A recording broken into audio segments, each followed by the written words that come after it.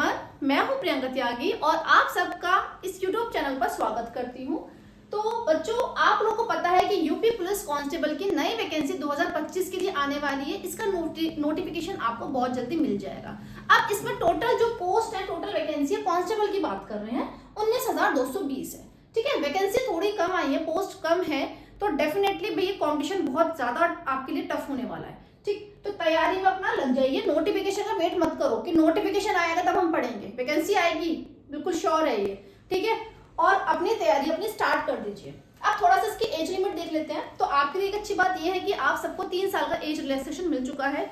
तो जो पुरुष है, जो मेल है, उनके लिए, जो जनरल कैटेगरी है, जो सामान्य जाति में आते हैं, उनके लिए जो आयु सीमा है, एज है, वो 18 से 25 साल हो गई है। ठीक है, और जो महिलाएं हैं, फीमेल के लिए 18 से 28 साल हो गई है, जनरल कैटेगरी वालों के लिए। अब बात करते हैं ओबीसी एससी एसटी वालों के लिए। जो ओबीसी एससी एसटी वाले भैया है, वही उनके लिए जो मेल जो कैंडिडेट्स हैं, उनके लिए 18 से 31 साल हो गई है। कितने हैं? 18 से 31 साल। ठीक है, और जो फीमेल है ओबीसी एससी एसटी, उनके लिए 18 से 34 साल। ठीक, तो 3-3 साल का रिलैक्सेशन मिल गया है। ठीक, अब जो शारीरिक मानदंड है उसकी बात कर लेते हैं। जो अनरिजर्व ओबीसी एसटी वाले हैं, ठीक है, अनरिजर्व ओबीसी एससी वाले हैं, उनके लिए बात करते हैं। जो पुरुष है उनके लिए हाइट है 168 सेंटीमीटर और महिला जो है उनके लिए 160 सेंटीमीटर। ठीक है, पुरुष के लिए 168 और महिलाओं के लिए 160 सेंटीमीटर। जो एसटी कैंडिडेट्स है उनके लिए, जो पुरुष है, जो उनकी हाइट है 152 सेंटीमीटर और महिला के लिए 147 सेंटीमीटर। तो ये चीज आप अपना बिल्कुल ध्यान से देख लेना। जो पहली बार इसके लिए अप्लाई करेंगे तो अपनी हाइट देख लेना कि आपकी हाइट इतनी है या नहीं है। ठीक है, क्योंकि फिर फायदा नहीं है, आप मेहनत करोगे फिर फिजिकल में आप आउट हो जाओगे। तो हाइट जरूर देख लेना कि आपकी हाइट इतनी बैठ रही है या नहीं बैठ रही है। ठीक है, अब बात करते हैं भाई एग्जाम पैटर्न की। तो एग्जाम पैटर्न इसकी बात करेंगे तो जो क्वेश्चंस है इसमें 150 क्वेश्चंस आते हैं। ठीक है, 150 आपके क्वेश्चंस होंगे। हर एक क्वेश्चन 2 नंबर का होगा, यानी कि आपका जो एग्जाम होता है वो आपका आता है 300 नंबर का। 300 नंबर का आपका एग्जाम होता है। ठीक है, नेगेटिव मार्किंग होती है, कितनी होती है? 0.5 मार्क्स की। ठीक है, इसका मतलब क्या हुआ? अगर आपने एक क्वेश्चन ठीक करा तो 2 नंबर मिल गए, दूसरा गलत कर दिया तो आपके 0.5 उसमें से कट गए।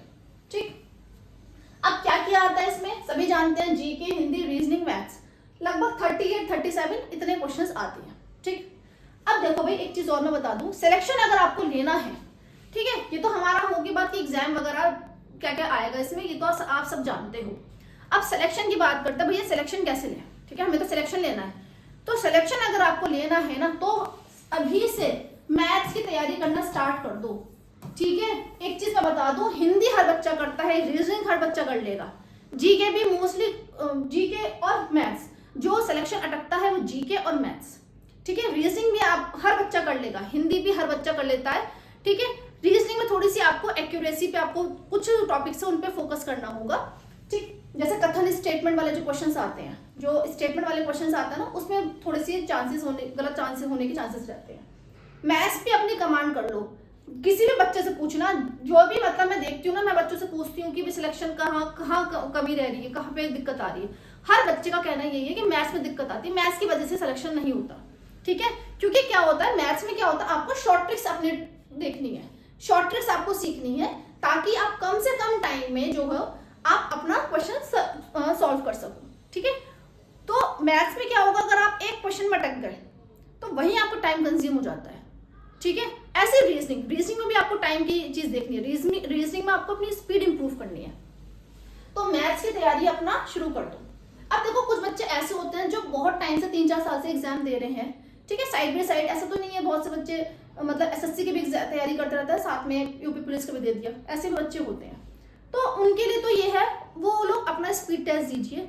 बट जो बच्चे फ्रेश हैं, जो बच्चे पहली बार देंगे, तो उनके लिए मैं कहूँ भैया पहली बार अपना स्पीड टेस्ट मत अभी शुरू करो। पढ़ाई है नहीं, पढ़ाई मतलब टॉपिक पता है नहीं, क्या सिलेबस है क्या नहीं, स्पीड टेस्ट लगाने बैठ गए, नहीं, मत करो। सबसे पहले काम आपका क्या है? अपना सिलेबस। भैया सिलेबस देख लो। ठीक है, सिलेबस क्या है ये आपको देखो, सिलेबस पता नहीं सिलेबस क्या क्या आना है, रीजनिंग में, मैथ्स में क्या आना है मालूम है नहीं, स्पीड टेस्ट लगाने बैठ गए। सिलेबस देखो, 10 रुपए खर्च करो, प्रिंट आउट निकालो सिलेबस का, और जहां पढ़ते हो वहां चिपका लो। सिलेबस आपको बिल्कुल ऐसा टॉपिक याद होना चाहिए। ठीक है, क्या क्या टॉपिक आ रहे हैं।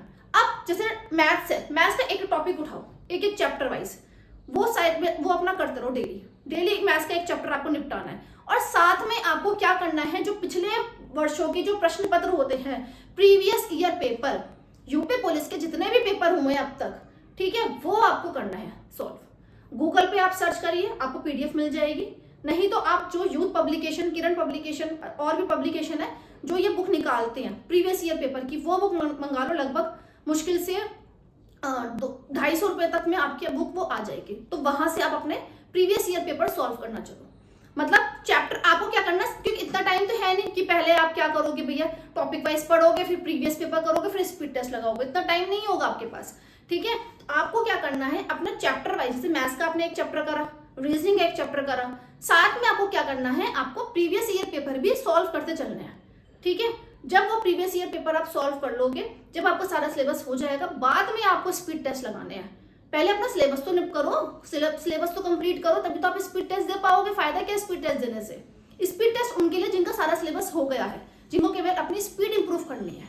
ठीक है, स्पीड टेस्ट का मतलब ही क्या होता है कि आपको अपनी स्पीड इंप्रूव करनी है एक्यूरेसी के साथ। ठीक है, दूसरी एक चीज और, मैं अपने चैनल पर यूपी पुलिस कांस्टेबल के जो भी आपके प्रीवियस ईयर पेपर हैं वो मैं आपको यहाँ पे सॉल्व करवाऊंगी। ठीक है, तो चैनल मेरा अभी नया है, तो प्लीज सपोर्ट कीजिए मेरे चैनल को। और ये मत सोचिए कि ये मैम क्या पढ़ाएंगी, अभी तो इनके इतने से सब्सक्राइबर हैं। अरे बेटा, शुरुआत हर किसी की जीरो से होती है ना। जिनके मिलियंस में सब्सक्राइबर है, 10-10 मिलियन, 20-20 मिलियन सब्सक्राइबर है, शुरुआत उन्होंने भी जीरो से करी है। ठीक है, तो मैं भी जीरो से शुरुआत कर रही हूँ। तो प्लीज आप लोग सपोर्ट कीजिए, सब्सक्राइब कीजिए चैनल को, और चैनल से जुड़े रहना। यूपी पुलिस कांस्टेबल के मैंने यूथ पब्लिकेशन का मैंने ऑर्डर कर दिया है। जो प्रीवियस ईयर पेपर है वो आ जाएगा मेरे पास 1-2 दिन में। तो जैसे ही मेरे पास आता है मैं अपनी वीडियोस बनाना स्टार्ट कर दूंगी। तो प्लीज आप उस वीडियो को देखिए, आप 1-2 बार मुझसे पढ़ के देखिए। अगर आपको अच्छा लगता है तो चैनल पर बने रहिए, अगर आपको नहीं अच्छा लगता तो जहां से भी आप पढ़ रहे हो तब वहां से पढ़िए। सिलेक्शन होना चाहिए बस आपका। ठीक है, तो थैंक यू सो मच। आपने जो लोग अब तक वीडियो देख रहे हैं, और अगर अच्छी लग रही है तो प्लीज शेयर कर देना। ठीक है।